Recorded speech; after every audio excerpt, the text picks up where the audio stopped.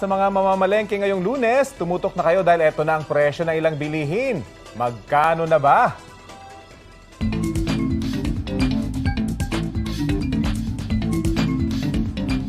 Binisita po ng GMA Integrated News ang Commonwealth Market at nadiskubring wala na hong nagbebenta ng regular at well-milled na bigas sa saklaw po ng price cap. Nako ha. Mahal din yung kamatis. Balita ko. Talaga At may nga live naman. na balita si Maki Pulido. Maki, magkano na ba ang bentahan ng kamatis at bigas? Alam nyo naman ngayon, kung mamamalengke ka, wala ka na talagang mabibiling mura. Lahat, halos lahat, mahal. Mahal ang karne, mahal ang bigas, pati gulay, mahal na. Can you imagine, pati kamatis, mahal. Dito nga sa Commonwealth Market, nung nagtanong kami, ang kamatis ay nasa 160 pesos per kilo na. Ibig sabihin lang yan, Connie at Rafi, ang 7 piraso, at nagpakilo kami kanina, ang 7 piraso ng maliit na kamatis ay nasa 40 pesos. Mas tumaas pa raw ito kumpara nung nakaraang buwan na 100 pesos per kilo. Mura pa nga yan kung tutuusin dahil sa monitoring ng Department of Agriculture, sa ibang pamilihan sa Metro Manila, aabot sa 210 pesos ang kada kilo ng kamatis. Kamatis pa lang yan, mahal na kahit yung iba yung mga gulay. Ang sitaw to nasa 100 pesos per kilo. Ang isang tali na may 10 piraso ay nasa 20 pesos. Yung sibuyas dito sa Commonwealth Market, nasa 160 pesos per kilo, pataas ng 100 pesos. Ang bell pepper, 400 pesos per kilo na, mula 70 pesos noong nakaraang linggo. Sa mahal ng kamatis, may mga nakausap tayo na mga tindera dito sa Commonwealth Market, hindi na daw nagbebenta. Ang sabi nila sa atin, mahirap na. Dahil sa sobrang taas, tutumal ang benta. At kung matumal, ibig sabihin may mga hindi mabebenta, hindi mababawi yung kanilang mga puhunan. May mga nakausap kami kanina, ang balak sana, dahil nga malamig ang panahon, magigisa para sa sabaw, pero dahil nga sobrang mahal, nasa 30 pesos para sa kamatis pa lang, hindi na magigisa ng kamatis na mas malasa raw sana, sibuyas na lang ang gagamitin. So dito, napansin din natin na wala nang tinitinda na regular milled rice o well-milled rice, puro na premium grade local rice, at ang presyo ay 55 pesos hanggang 57 pesos. 50 pesos per kaban lang daw kasi ang diferensya ng bentahan sa Bulacan ng regular milled at premium grade local rice. Kaya sabi ng rice retailer, premium grade na ang binili nila dahil kung ipatupad bukas yung price cap na 41 pesos at 45 pesos per kilo sa regular at well-milled, tiyak talagang malulugi sila. Pinag-uusapan pa ng mga rice retailer kung magbubukas sila ng pwesto bukas, ang unang araw ng pagpapatupad ng price cap sa bigas. Kung tutusin, ang sabi ng Bantay Bigas, dapat nga nasa 36 pesos ang kada kilo ng bigas dahil ito ay mula pa sa ani noong March, April at May, at kung saan ang palay ay nasa 12 to 16 pesos per kilo lang. Nakakalungkot nga lang daw, ito yung sinasabi ng Bantay Bigas, dahil ang naiipit sa halip na rice cartel na sila nga raw yung nag-mamanipulate ng presyo sa ngayon, ang naiipit ay yung mga rice retailer. Ang sabi ng Bantay Bigas, hindi na raw na-regulate ang importasyon at bentahan ng maipatupad ng rice tariffication law dahil nalimita na ang National Food Authority sa pagbili lang ng buffer stock. At ito ang balita ko.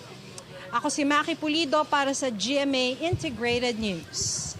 Maki, nako, ito naman ang balita ko, kasi marami tayong naririnig, na pangamba dahil hindi madali, na talagang makita kung yung tinitinda ba talaga ay premium rice. As compared, di ba, sinasabi nila po pwedeng dayain na well-milled lang naman pala yan. Pero para maibenta na mas mataas, kailangang sabihin na premium rice ito. So, paano ba daw gagawin dyan? Premium Meron ba tayong grade. mga nakausap? Premium Tama. grade, oo. Maki? Alam mo, ang sinasabi lang kasi dito, ang mga expert kasi dyan, yung pagtingin, yung titignan mo, kung halimbawa, may mga broken rice. Oo. Doon lang mo lang naman masasabi kung talagang premium o kaya yung diferensya sa bigas. So, this will fall upon the responsibility ng Department of Agriculture dahil sila yung may mga inspector. Sila yung titingin doon sa bigas kung totoo ba tong premium grade o kaya well-milled o regular well-milled. Connie? Oo, simula bukas na yan. Siyempre, yung ating price cap, ipatutupad, Maki. So, aasahan ba natin na maglilibot yung mga taga-DA para talagang masiguro na walang mananamantala na naman?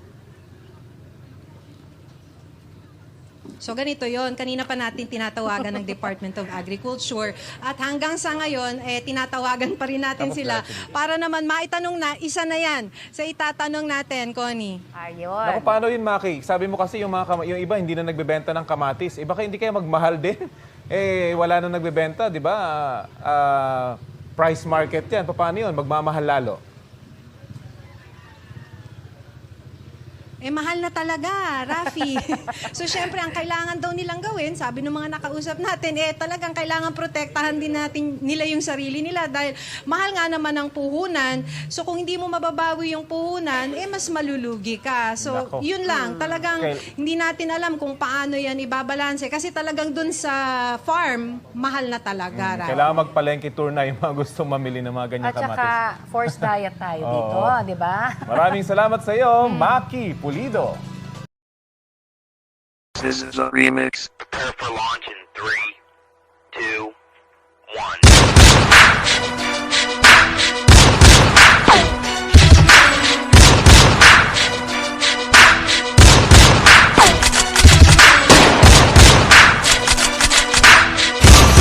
Welcome back mga ka-Big Boss!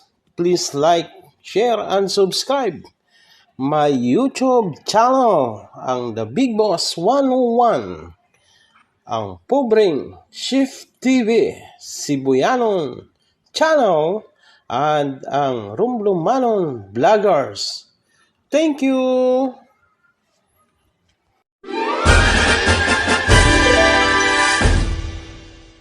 Maituturing daw na pinakamalakas na Malacanang confirms letting go of Finance Undersecretary Shelo Magno for being unsupportive of government's policies. In a statement, the Office of Executive Secretary Lucas Bersamin said Magno had been set on maligning the Marcos administration and that her termination should have been expected. While the statement did not specify which policies Magno is opposing, she recently made comments critical of the price ceiling on rice. The government, meanwhile, is determined to ease the burden of grain sellers, as it announced the distribution of cash aid for rice retailers on Saturday, September 9th. The Departments of Trade and Social Welfare say they have come up with a list of qualified retailers. The distribution will start in 4 cities in the National Capital Region. These are Quezon City, Manila, Caloocan, and San Juan. Tomorrow, maaari magsimula na tayo ng payout within NCR. And then, yun nga lang ang included dito ay yung mga nasa mga pamilihang bayan natin, nasa mga wet and public markets natin. What I'm saying is yung mga sari-sari stores, they have to wait pa rin. Baka kasi in a week or 2 pa natin sila ma-include dun sa ating program. DSWD Secretary Rex Gatchalian and DTI Secretary Alfredo Pascual will lead the distribution of aid in Commonwealth and Maypaho markets. Retailers in wet markets will receive 15,000 pesos, while smaller stores will receive 5,000 pesos. They must be registered with the Business Process and Licensing Office, the DTI, or the Securities and Exchange Commission. Those who are unregistered must be validated by the DTI. Ang mga payouts po ay mangyayari sa inyo pong mga palengke para po doon sa mga rice retailers natin sa mga pamilihang bayan. So wala pong kailangan dagsaing DTI office o DSWD offices. Wala po. Maghintay po ng anunsyo. Mula po sa inyong mga asosasyon, sa BPLO, lalong-lalo na sa inyong pong lokal na pamahalaan ukol dito. While this is welcome news to the sector, an economist maintains the price cap will do more harm than good. University of the Philippines economics professor J.C. Punungbayan believes the price ceiling is a product of poor planning by the government, since there have been already indicators about the rice supply problem. Sana ang ginawa ay dinamihan yung imports mula sa ibang bansa noong mga nakaraang buwan. At sana binabaan din yung taripa or taxes doon sa imports natin para mas madali na makapag-import ang ang private sector ng bigas. But former Agriculture Secretary Manny Peñol believes the price cap is necessary. He stresses, though, that the price ceiling should be accompanied by a long-term production program. Under the present situation, there's no other way. Government must control the runaway prices. But alongside this immediate action, there should be a long-term program now. No matter if it's 5 years. Kausap daw ni Presidente yung taga-Vietnam. Correct. Oo, For a may 5-year government to import program. government. Hey, Yes. why don't we talk about a 5-year production program?